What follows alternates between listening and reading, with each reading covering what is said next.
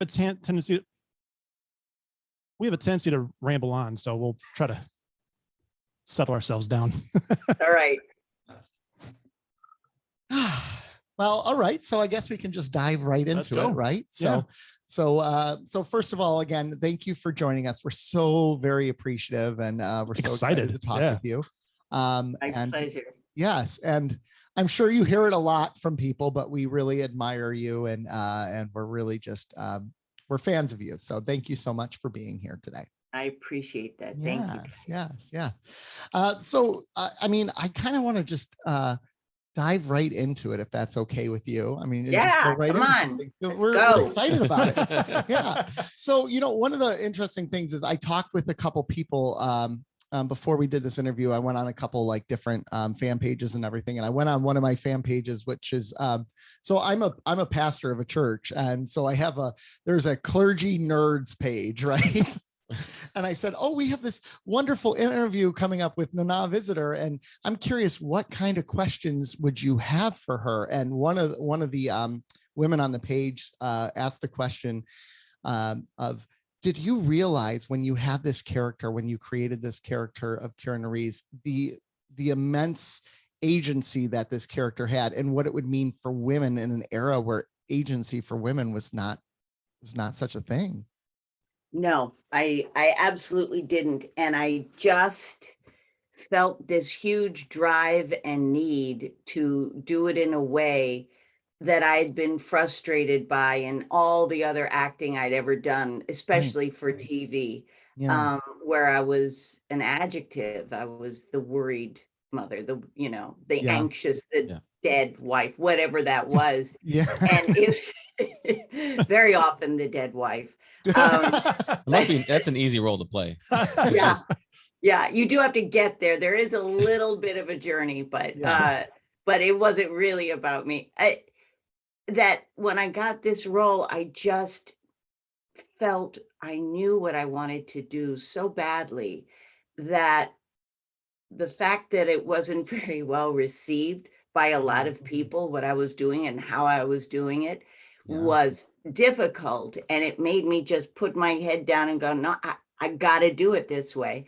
But certainly no one was going, wow, a woman with agency. They were going, wow, why are you trying to be a man? And it was like, no, I'm not actually. This is actually in my vocabulary as a person.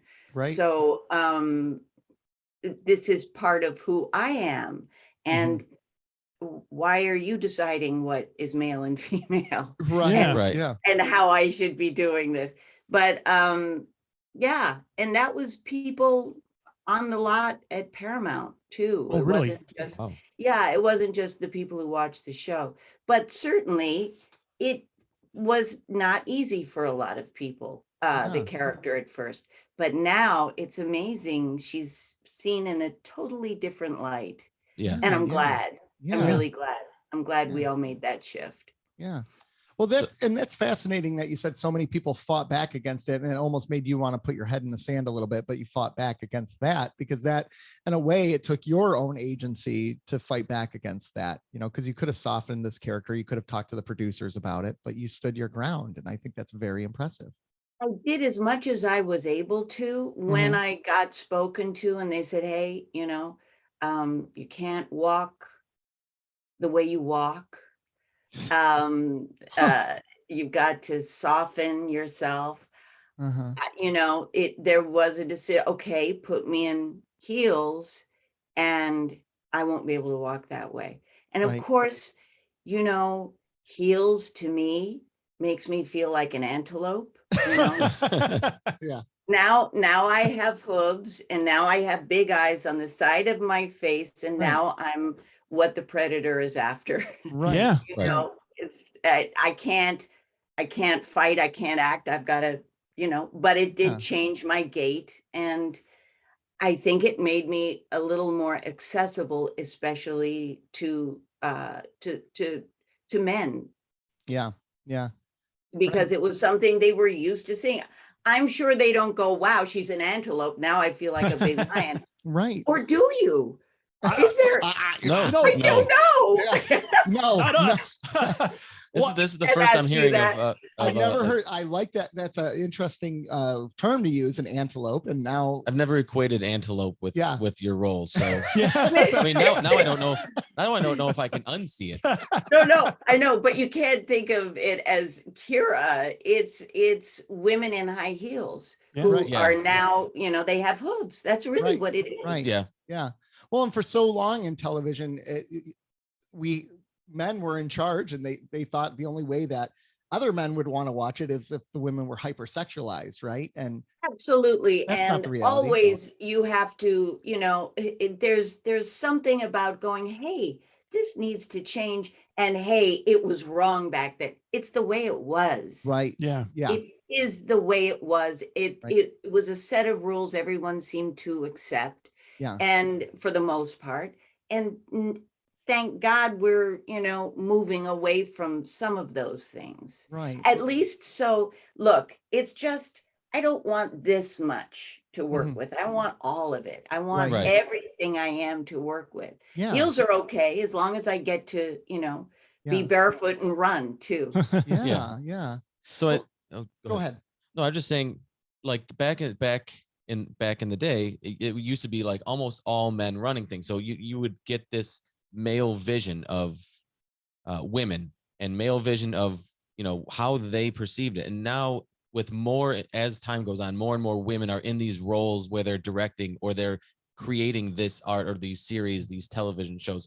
So I feel like you're getting maybe a more accurate representation of women in general. And the traditional male is uncomfortable with seeing that, but it's more accurate. And I think that's a good thing overall for Overall, I think you're actually right because the more we're truncated into certain roles, then men have to be too. Instead of recognizing the scope of your abilities and Right. Yep. strengths. Right. You may have character strengths that are thought of as traditionally female. How silly! You Yeah. should be able to do Right. well Do what whatever you do. want. right. Right. Yeah. Exactly. Now, have you noticed that shift in your time in film and Broadway and television? Have you noticed that shift away from predominantly men in those leadership roles? And have you noticed women becoming more prominent? I certainly see more. Yeah. I absolutely, and women having their own production companies and producing Mhm. material that does come from a woman's eye. I'll be happy when we're through a lot of these hard shifts we're going through now, and everyone can just do their character strengths, Right. Right. just be, Yeah. Yeah. and not be swung one way or the other. Right. Right. Okay. Yeah. That's that's just, it's so fascinating how different Star Trek is even today. If you watch some of the newer series, right, they have Discovery, which is a newer one, and how they portray women in there versus even Voyager, which is after Deep Space Nine. You have women in cat suits in Deep Space Yeah. Nine, and Enterprise Enterprise. did the same thing. They just, it was still, that male gaze was still Yeah. there, and now we finally see that shifting away. And I think that's Yeah, they felt the such pressure to appeal to that audience, and Right. it wasn't Right. needed in Right. Trek. Yeah, exactly. No, because I think, well, what attracts me to Trek is the ability to tell stories that we need to hear for our future selves. Yes. It's Yeah. it's such a safe way to be able to view ourselves Mhm. and go and have new ideas. And that's what I think Star Trek does so well. Yeah. We talk about that often. We just watch I forgot the name of the episode already. So where Cisco goes back in the past, and there's the Bell riots and all that, and how that really Mm. has Past an tense. insight. Past tense. Thank you. And how that has an insight, kind of where we are almost right Today, now. It's yeah. it's like shots fired. You kind of go, wow, Yeah. we're not far from that. There was a starkly realistic episode 25 years in the ahead of its time. Ahead of Yeah. its time. Yeah. It's amazing how Deep Space Nine, especially, I think our set of writers had such an ability to, and maybe some of it had to do with the fact that we were kind of the black sheep. So, No Yeah. one was paying that much attention. They was were just moving me. on to Voyager. It was just you. You were the only one watching. fan. So Yeah, we out of this felt we group. could experiment. Yeah, have at it. Well, and that, I think you brought up an important point a minute ago, because these are stories that we're telling for our future selves, right? And when I watched Deep Space Nine, those stories, when I watched those in the 90s, they didn't really affect me. And I watch them today, and they I really take them to heart, and I really feel them deeply. I think of some of these characters like Kai Wynn, right? This religious leader who was doing these terrible things and thought it was justified. And and in the 90s, I'm like, that doesn't happen. And now here I am today. I am a religious figure, and I see it around me, and I'm like, oh my gosh, it's terrifying what religious leaders do. It's really interesting, the blurring between the black and white of ethics and morality that Deep Space Nine did was really more of a of a truthful place of where we are, and those are the stories we needed to hear today. Yeah, we're much more in the gray of the world, and we all want to believe there is this ultra good and this ultra evil, and it often doesn't work that way, unfortunately. Would it be easier if it did work that way? Absolutely. Would it be ideal? Yeah. It would be great. I'd know, I'd just be able to jump over that line and be good. I'd love it. It's so hard. It's Yes, so it hard. is. Yes, it absolutely is. Yeah. One of the questions we get a lot, or that we've seen a lot when we start talking about you coming on, is a lot from women who says, do you realize the impact you've had on them as Kira? The character has had on them? I do feel it now. I hear it now. And I do think that in a certain way, although, social media wasn't what it was, it wasn't. Right. It wasn't at all. It just wasn't. Yeah. But even when social media came into play, I still kept myself very much apart from it. I would dip in a little bit, just as much as I thought I needed to.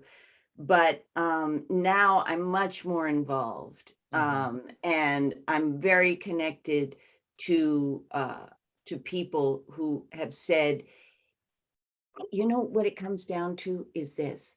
I think there were a lot of women who didn't fit that tiny section that was socially acceptable.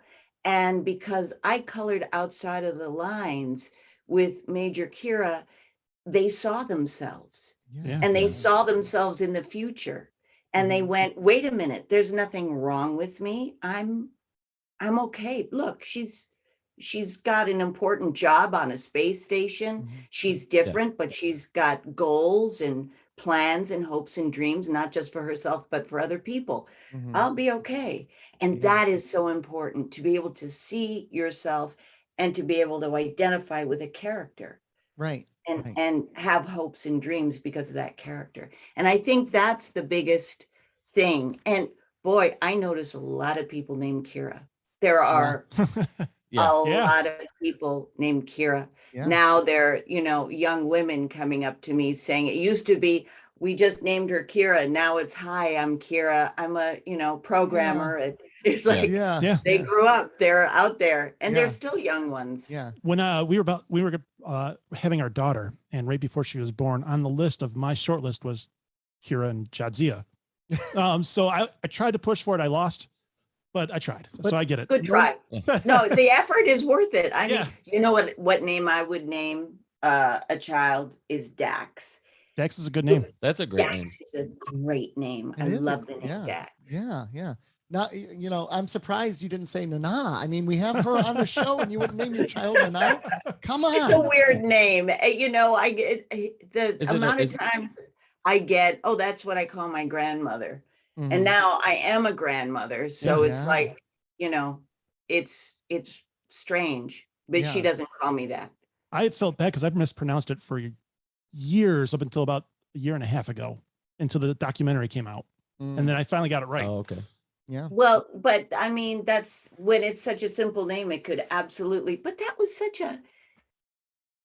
no one said my name like that until Avery Brooks asked me, how do you like your name said? And at that moment, and it was very early on, because he was learning everyone's name. It was probably the pilot. And, anyone, people called me whatever, however they wanted to say it, even Nan, Yeah. whatever came Yeah. out. It was okay. And I told him that in that moment, I went, I love the way my mother, who was from Paris, says my name. Mhm. And I went, I love the way my mother said, Nana. And within a couple of weeks, everyone Oh. pronounced it that way Yeah. because he made them. That's great of Avery Brooks to do that, to take that lead. Yeah, he was incredible that way. He knew every crew member's name, Mhm. first and last. He knew their children's names. He was Mhm. really amazing at that. Mm. Amazing. Mm. Mm. Mm. So you mentioned Avery Brooks, and I think it's well documented your friendship with Terry Farrell. Are there of the cast, of the rest of the cast, are there still some people that you keep in touch with? It's like who's your favorite? No, Yeah. we don't mean Yeah. My that. We favorite. don't mean Who's that. your favorite? Who's your favorite, and who's your least favorite of the cast? More importantly, Stir the Well, pot. Stir the pot. no, but do you keep in touch with them? I do. Obviously, Siddig and I stay in touch because we have a child together. Yeah. And he is one of my favorite people. Yeah. He is a joy. And Renee, Yeah. Mhm. that was such a hard loss. Yes. Such a hard loss. Mhm. Sometimes if I close my eyes, I can't see people's faces. I couldn't, like if someone said, you go into the police, the Yeah. sketcher, and they say, Yeah. okay, I couldn't do that for most people in my life. Mhm. But for some reason, Renee, I can see his face. It was a very distinctive face. His face and his voice, they're with me all the time. Mhm. And Yeah. I often think of what he would say, like what he Mhm. would say about the pandemic. And Yeah. he had such a Yeah. wonderful worldview.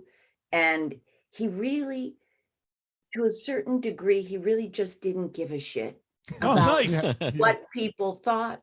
Mhm. He was going to do what he did. He lived out loud. And I Yeah. loved that about him. Yeah. Yeah. Yeah. Yeah, I know the fandom, we were pretty hurt by that. So I can only imagine you guys who knew him, how much that would have impacted you. Mhm. Yeah, that Yeah. was really hard. And the fact that we couldn't all gather, I mean, his memorial was on Zoom. It Oh. was, Yeah. That's Mhm. that was no good. hard.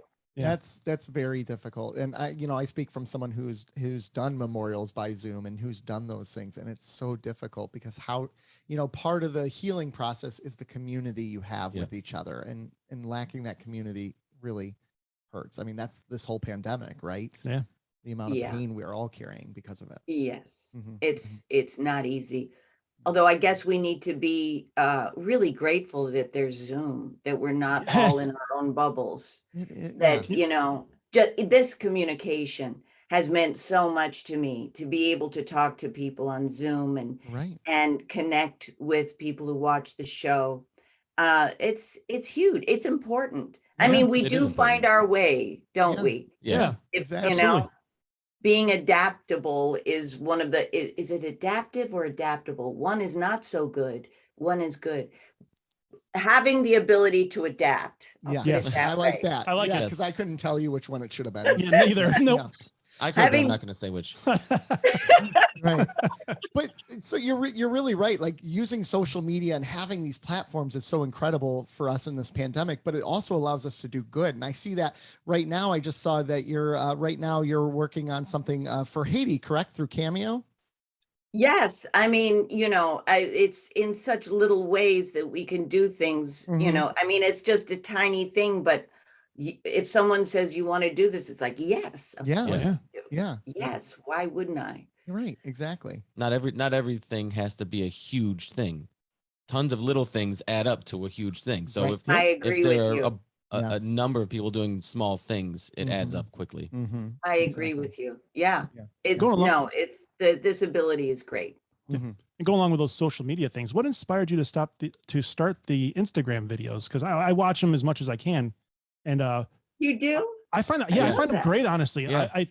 Some of them have been very helpful for me because my mind goes to dark places too. And if nothing else, it serves as a reassurance, if that makes sense. Or, hey, someone else has been through this. Hey, there's some insight out there. And so I appreciate them. Sincerely, I do. I Like, love what kind of that. inspired you to do that? The pandemic and the level of anxiety I saw. And of course, I've been, because I had post-traumatic stress, I got a lot of help. I mean, I needed a lot of help and I got a lot of help. And then I educated myself further to be able to manage my body and brain. And it's only in the last how many years that we have MRIs Yeah. and that we understand the brain. Right. It's not what we thought at all. Nope. So I had all this information about anxiety and how to help. And so much of it is just simple information about, the way we talk to ourselves somatically. And just that little bit of information can help people. So it was like, I got to just do this. And someone close to me said, don't do it. Don't do it. You think you're doing good, they'll be vicious. And there's that here and there, but the just hearing just knowing that one person got something out of it and is trying something new and is trying to cultivate themselves in a different way, it's everything, I agree. So you're able to drown out that noise of that negative commenter if just one person has that joy out of it. Yeah, and it's really there aren't that many at all. And I've decided this is probably not something to say on a podcast, That's like we get 2 listeners. It's good. but I will anyway. That I decided I'm not going to, and I don't silence anybody. It's like, be here, and if you find it's not where you need to be, you'll go away on your own. Yeah. But if you're fighting, it could be just because this is a different way of thinking for you. Right. And one of the things I appreciate you do even on those videos is when someone comments, you usually throw something after, whether it be just an XX, whether it's an actual response. I think that's pretty cool of you. Well, I think that what we need from a mama outside of our own families is someone just saying, I'm here. I don't care. See, this is the thing. I don't get into, I just got it. This is the way I think in images. So the surface of the water can be waves and turbulent and all that stuff. And that's kind of like what life has done to our psyches. Right. There's a lot of weather on top, but if you go deep, it's a whole different world. Right. And it's all just currents, and that's where I want to be with people. And that's what the XX is saying is, I hear you, I see you, we're human. I send you love, real love. I'm not up here with the turbulence, with what's happened to you, why you might be angry or wanting to, down somebody. I'm not interested in that. I'm interested in underneath that. Right. Right. Well, and that connection is so important, because at the end of the day, that's what we all desire and crave. We need connection. Those people who fight online, they just need connection. They just That's don't all they necessarily want. know how, They want to be seen. They Yes. want to be heard, even if it's negatively. And unfortunately, so many people get used to being seen negatively that it works for them. And just that is enough for them. And that makes my heart hurt. It's an easy place to fall into and stay there. And some people are just unfortunately going to be like that. Right. But yeah, Absolutely. unfortunately, when people are negative, it tends to get seen, right? So it gets attention and then it gets a reaction. And they're looking for that, like you said, they're looking for that connection. And unfortunately, in some people's minds, the easiest way for them to get attention and to get somebody to recognize them is to be rude or to go negative. Right. Right. Because they weren't taught that positivity can also be just as connecting. People will recognize it. Right. And the point of some of your That's not developed. Yeah, go. Right. And the point of some of your videos is kind of like that. It's easier for us to be negative to ourselves than it is to be positive to ourselves. And a lot of your kind of videos coach to that and try to self-recognize that and self-correct and kind of tied right back into that. We don't learn, we don't change until we feel safe.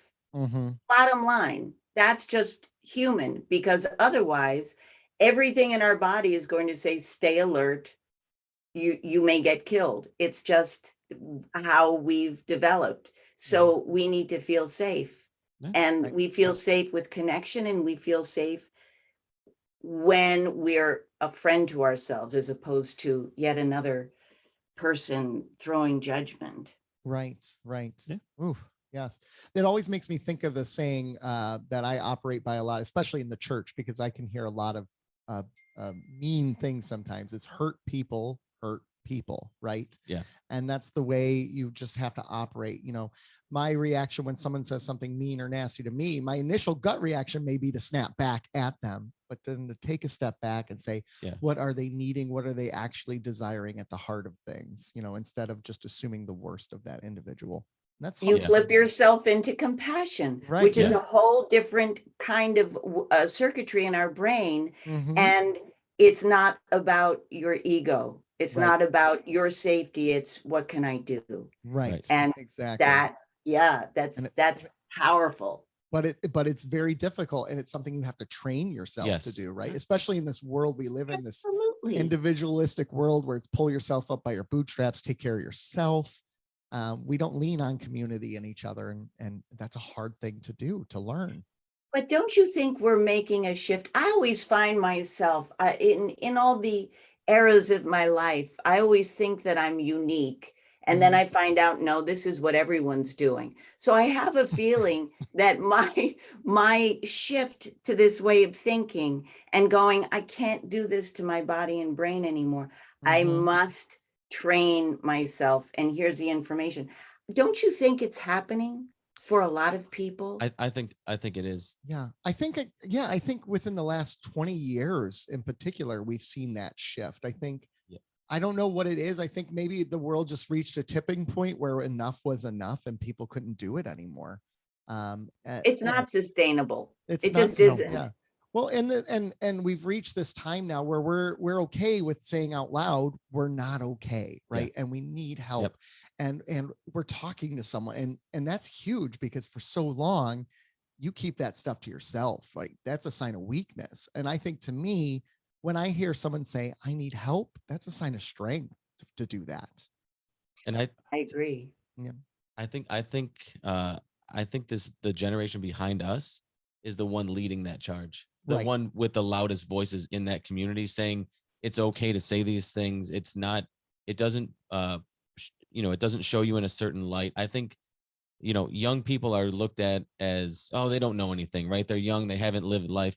No, but they do know things, and they do have a voice, and they do have something to say. And they're the ones who are leading, in my eyes, who are leading this charge in what you were saying, this shift towards shift away from individualism and more towards community, and kind of it being okay to act that way and to talk that way.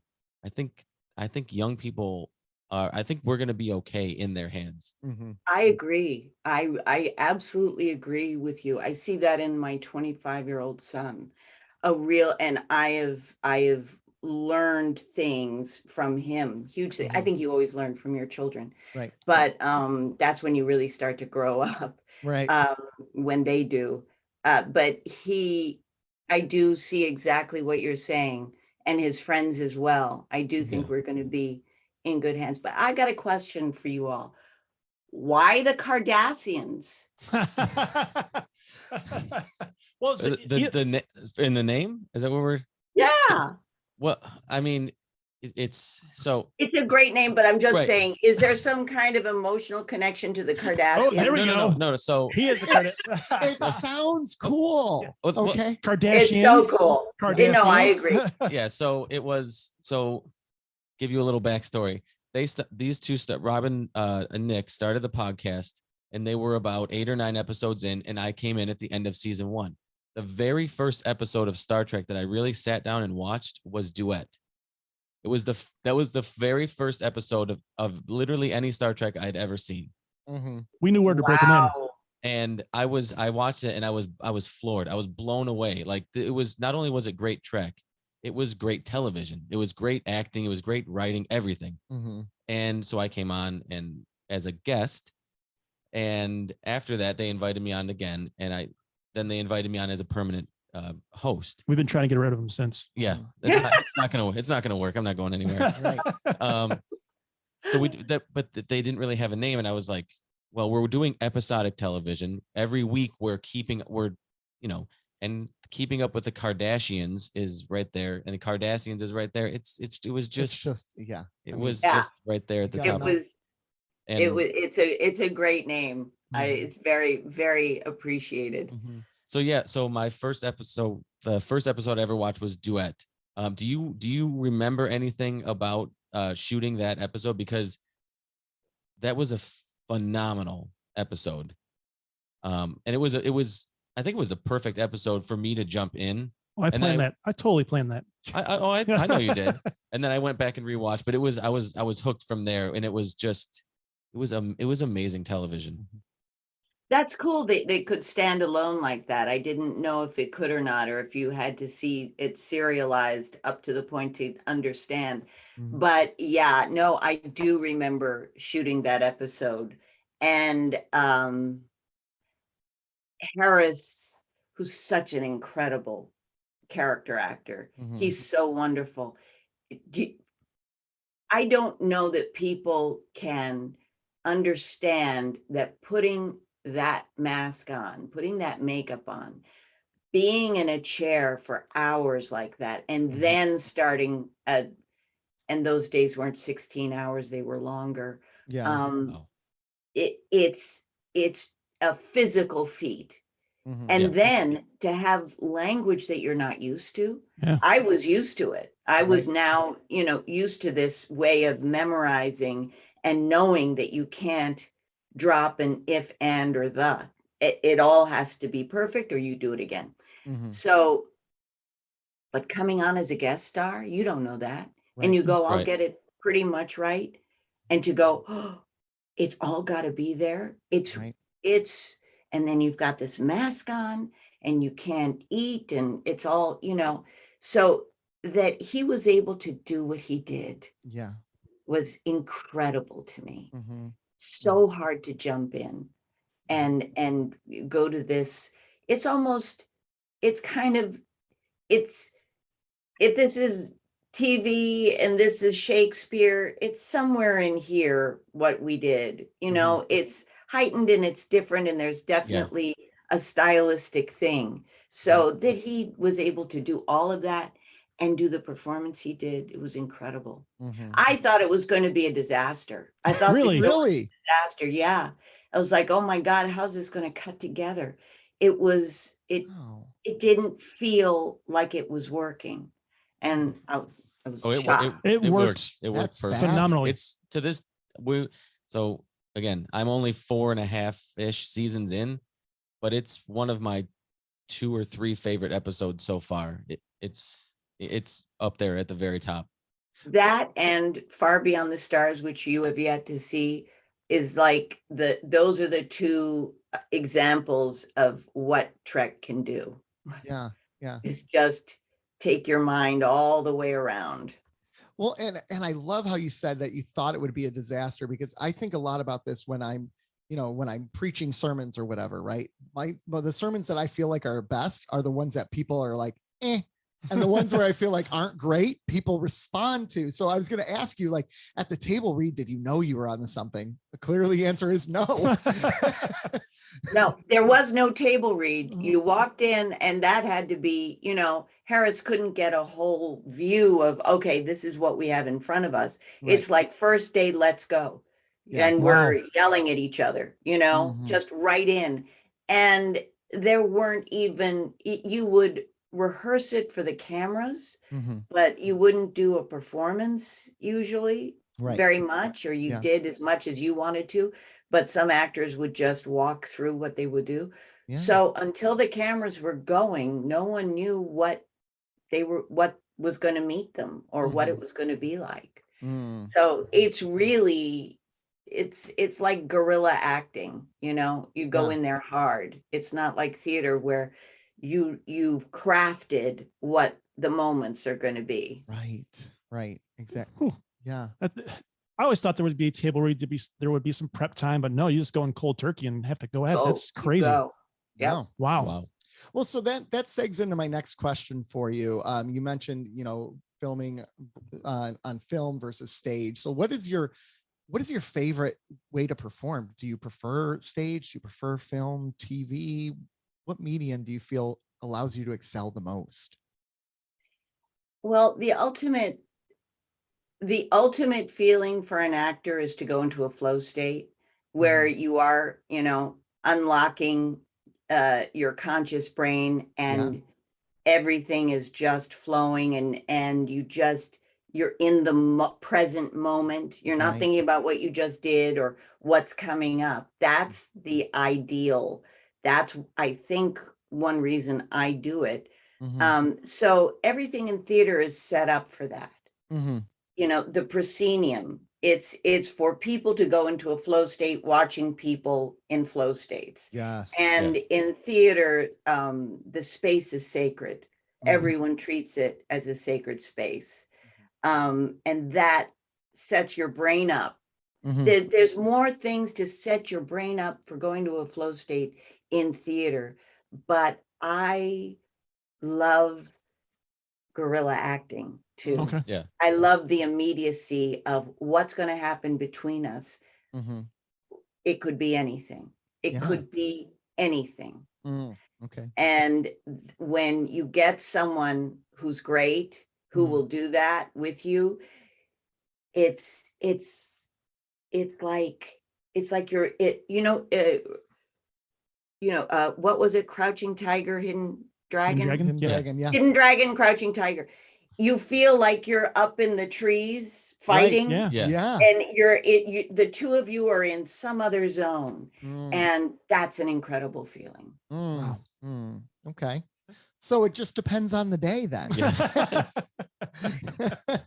It's easier in the theater to get Right. there. Yes. It's easier, but Yes. when it happens on film, it's like that. It's like you're up in the trees fighting. Almost like you're watching yourself doing it in a way, right? Yeah. Like an out-of-body experience It's almost. exact out-of-body experience, but it is the lack of seeing yourself do it. Okay. Oh, You okay. are not you are not. There's a certain kind of acting where someone's a character and then there's the actor watching them Yes. do their work.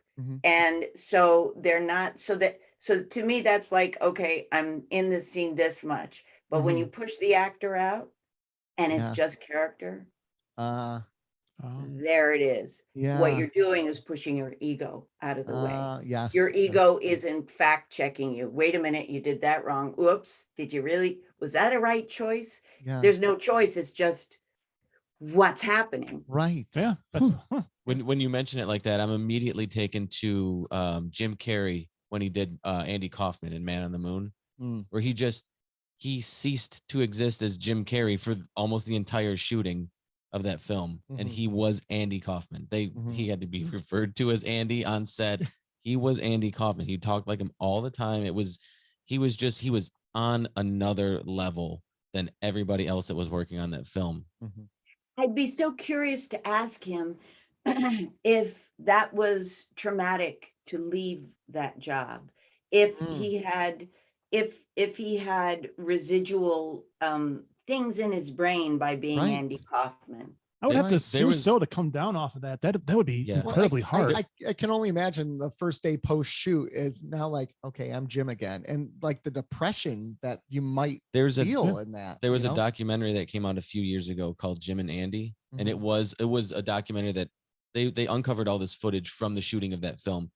And it did take a major toll on Jim Carrey playing that. Really? Yeah, Well, I'm writing that down because yeah. I want to watch that. Yeah. That's fascinating to me. It's incredibly fascinating. And if you like that movie, and obviously you are, you're in that realm, you're an actress and you have done kind of what he did. We were just talking about that.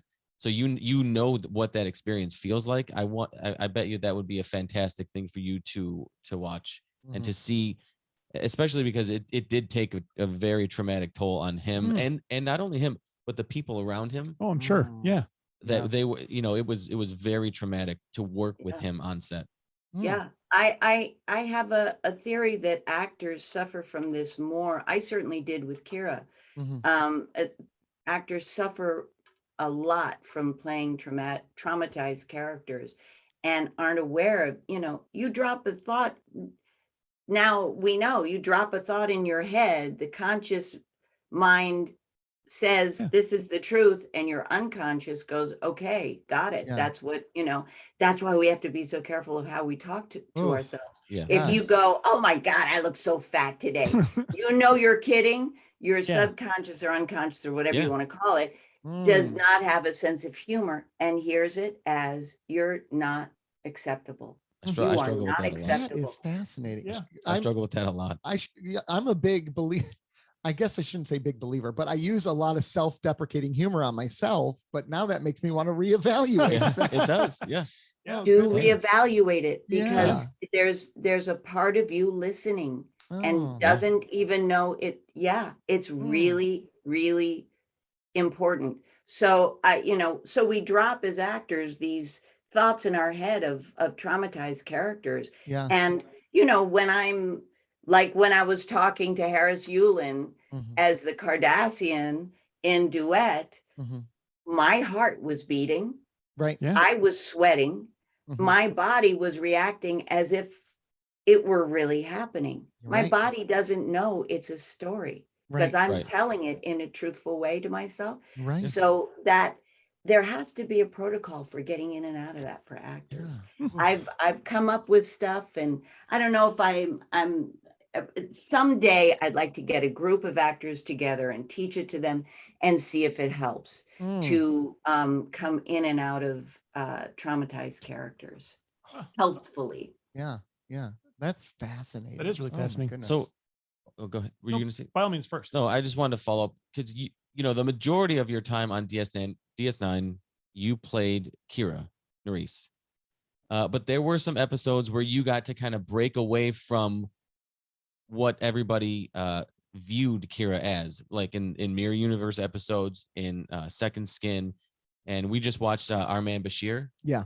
Which was I loved fun. it. It was so much fun. Yeah. I But could do 7 years of that character. Yeah. I would have. That was The fun. KGB agent. Yeah. Yes, Oh, but my did it coming get- in on a round bed. I mean, Yeah. But did those that's all of our dreams to lay Yeah. on a round bed like that, right? I'm gonna wake up like that from now on. Yeah. Yeah. but when you got when those scripts were given to you and you knew that you were going to be, you're not going to be Kira for this week or however long you're shooting, did it kind of give you a sense of relief? And did you approach it in a different way? Like, okay, I'm going to set Kira aside and now I'm this person, or did you have to be mindful of being Kira as this character? well, the KGB. What was she? She was Kamaninov. Yes. Yeah. And the stage. Always a sexual innuendo. Oh, with Yes. of me. course, God. of course. She was a complete freedom for me. I Yeah. didn't feel the need to be Kira at all.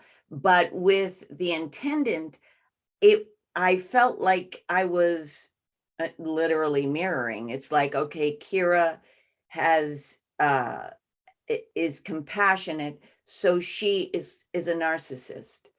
Kira is this, so she is that. And I was so there was a tension that Mhm. I was always thinking of and feeling to get the two characters mirrored. Yeah. Right. Yeah.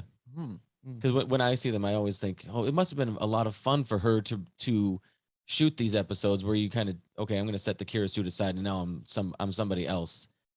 It wasn't fun to play the intendant. I was constantly concerned that she was going to tip into ridiculousness. Right. And It's a fine line. Yeah. Yeah. I wanted her to be, I mean, it can be funny when someone's so self-involved. Right. And the Right. words she said and the way I was, but I always wanted her to still have a sting of horrible, possible harm coming to everybody around her. Right. So Yeah. I was like, ooh, is that too far? I wanted to go far enough that she was what I was trying to portray, this mirror image of Kira, but not so far that she became ridiculous. Oh, and that had to be hard too. This goes back to what you said right at the beginning about the antelope acting. Like in that character, you have to really lean into that, this hyper sexualization of this character, right? Because that's kind of what it was, right? I mean, yeah, kind of. And was that really difficult? I mean, well, because I saw her as absolutely being in love with herself. She was someone who thought only of her pleasure. And so she felt her body when she moved. Everything was about her. So it looks as though, well, she was hypersexualized, but it wasn't for anybody else. It was for her own enjoyment. Yeah, gotcha. right. It's for her. Yeah. It's like, I don't care what you reasons. think. Yeah. I like. Oh, that's fast. Okay. Do you have a kind of like one of those bugs that kills her mate? That's how I saw. Yeah. You were a praying mantis. Praying mantis. Yeah. Okay. There you go. Okay. Do you have a favorite memory from the show, from conventions, anything that pops out to your head? Well, we weren't jokers. We didn't have the next gen thing of being funny and light on set and playing practical jokes. But when you said that, what came to my head was, ops was where we all got to there. Sometimes as he was on the promenade and I didn't have any promenade scenes. So, but ops was when just about everybody except Armin would be present. And those days were like, we were out of control because we were catching up and seeing each other, and that community and camaraderie. And it wasn't family, it was village. Okay. And it was, that was the hardest part of leaving the show. It felt like being put out of the village. Yeah. Oh, goodness. Yeah. I know we're kind of coming up to a clock here a little bit. So I have a question we just about ask everybody that we come across. Do you like pizza? First question. Yes. Okay. What is your go-to pizza? Pepperoni with black olive. Okay. Is there a particular style that you enjoy? You know how you talk about Chicago, New York, so on? Well, it's hard to find New York, but I remember the way New York, and once in a while in weird places, I had great New York pizza in New Mexico. Okay. But it's about the tomato sauce. I know this. I've thought about this. I know what I like. We think about pizza all the time. That is all the time. Passion. All right. So the crust isn't sweet. So it's not yeasty. Okay. There's some bite to it, but it gives. There's not too much sauce, and there's no sugar in the sauce. Okay. And the cheese forms something to keep everything together, and it's no more. You think about pizza the way that I think about pizza. I mean, yeah. So if we were to go to LA, what's a good restaurant to eat at? Oh, for an LA experience, go to Inn of the Seventh Ray in Topanga Canyon. Now you're going to drop some money there. But it's really worth it because it's kind of magical. It's the way LA used to feel to me 40 years ago, and it's still around. Yeah. You are in Topanga Canyon, which is the old hippie hangout, not so much these days, but it's trees and you're by a dry creek bed and twinkly lights, and it's all it's what you think of old LA being. Very nostalgic almost. I'll take you guys. I'll take you guys on a date there. Oh, cool. Thanks. Sounds good. Sounds good. Oh, goodness. One of the big questions I had for you before we start wrapping up here is, did you realize when you were cast as this character, what sort of universe you were entering? Like, did you realize how it would basically consume a part of your life? No. And I don't think that anyone, I'll just speak for myself. I couldn't have foreseen this connection. Right. The fact that we could connect. I understood conventions, and my problem with conventions is that I get what it is. This is what I think conventions are about. I have been in someone's living room and affected them. They feel that they know me. Now they want me to look in their eyes and understand and close that circle. So it's about me being present for people so that we can close that connection. But I don't get to know about them. I don't get to have conversations. And this ability and also on Instagram to get to other parts of each other, I find that to be amazing. And I could not have foreseen it. I also couldn't foresee how much I love the cruises. I avoided them for years. I never wanted to do that, but I'll tell you, and I want community so much. I want that village. And what the cruises did is that you can go, you talk about Star Trek together, but you go out with a small group of people and you go looking for stingrays. And you're like, oh, they're there. Wait, do you see? And you're experiencing newness with these people you're already in community with in a certain way. And now there's all this new history for you to have. Yeah. And I love that. And I love this. I really do. To know what your life is and how you entered into this world and what's important to you. That's big to me. And that's something that I couldn't have foreseen. I couldn't have foreseen it. So what you're saying is field trip next cruise. On a cruise. Okay, good. Field trip. Field trip. Nothing says community and village like being locked on a boat together with no way to escape. No way to escape. And you know what? They're so big. You don't feel that way. Know, that was my worry. They're like floating cities with they a bunch are. of pools. They really are. They're incredible. We have to think about if they're good for the environment. I'm not so sure they are, but maybe they don't have to be that big. But but it's the group. It's like, okay, this is what's Star Trek is this is how I see it. Star Trek is a big bonfire in the night, and we all gather around it, and it's the stories, it's the warmth from the bonfire we want. But then now not even secondarily, it's us. Here we are.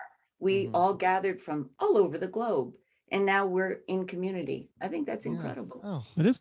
That's incredible, man. Well, you know, Nana, you could be my pastor anytime because you've lifted up my heart today. So thank you so much for that. Yes, absolutely. Did you all have anything else you wanted to say? I just thank you again. This was really cool of you to come on here and take some time with us. It's pretty awesome. I had a great time. I'm still stuck on the reverence with which you talked about pizza. I'm like, that's how I talk about pizza. It's romantic a little bit. Yeah, it's this romanticizing the ingredients and everything. I'm stuck on pizza. It's almost impossible for people to get that right. It's almost impossible for them to meet all those requirements that I have. But when it happens, it's like, angels singing. Yeah, amen. Amen. Yep. Yeah. See what I did there? Yeah. Thank you for tying it in for me. I appreciate that. I appreciate it. So, well, I think we can wrap up, and I just thank you 100 times over. Yeah, thank you very much. This was amazing. Pleasure. Thank you so much. It was a great joy. Thank you. Yes, and we'll continue plugging Cameo for you so we can get some fans going your way, and especially because you're using it to support other organizations. So, thank you so much for everything. Thank you so much, guys. I really enjoyed getting to know you all. All right. Thank you. Good luck with the podcast. Thank you. Thank you very much. Thank you. Well, have a great rest of the day. Okay. You too. Bye-bye.